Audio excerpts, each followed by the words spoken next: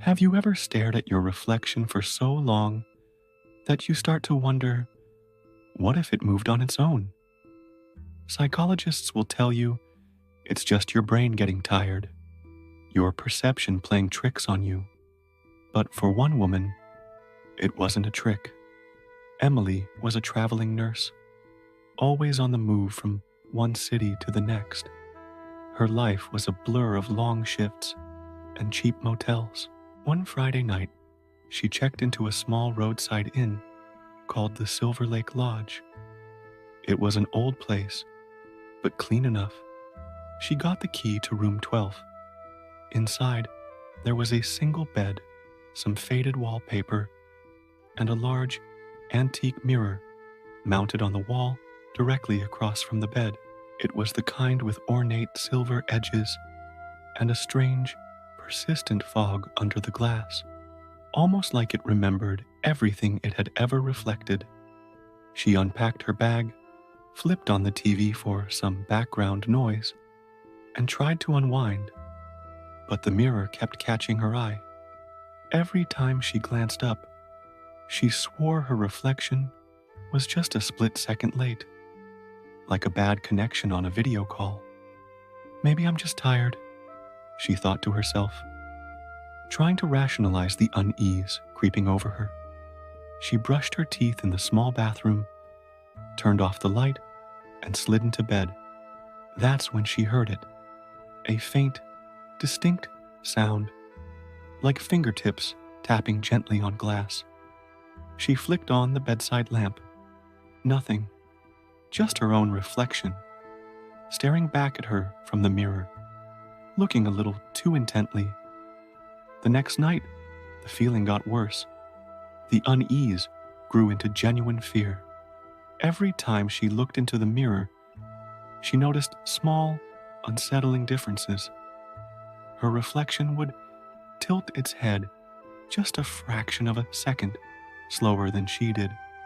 Its smile wouldn't fade at the same time as hers. And then she saw it clearly. When she blinked, her reflection didn't. Its eyes stayed wide open, staring right at her. "What the hell?" she whispered, her breath catching in her throat. She fumbled for her phone and called the front desk. "Room 12. The receptionist's voice crackled on the line. "You're fine, ma'am. That mirror's been there for years," Emily insisted, her voice trembling slightly, asking if she could change rooms. There was a long, uncomfortable pause on the other end of the line. Finally, the clerk spoke again. I can move you to room 9. But ma'am, I wouldn't stare too long into that one either." Without a second thought, she packed up her things. She practically ran down the hall to room 9. When she opened the door, she felt a wave of relief wash over her. There was no mirror on the wall. The room felt safer, calmer. That is, until she went into the bathroom. A smaller mirror, plain and simple, hung above the sink, and written faintly across its surface, as if from the inside, were 2 words. "Don't leave me." Emily froze, her heart hammering against her ribs.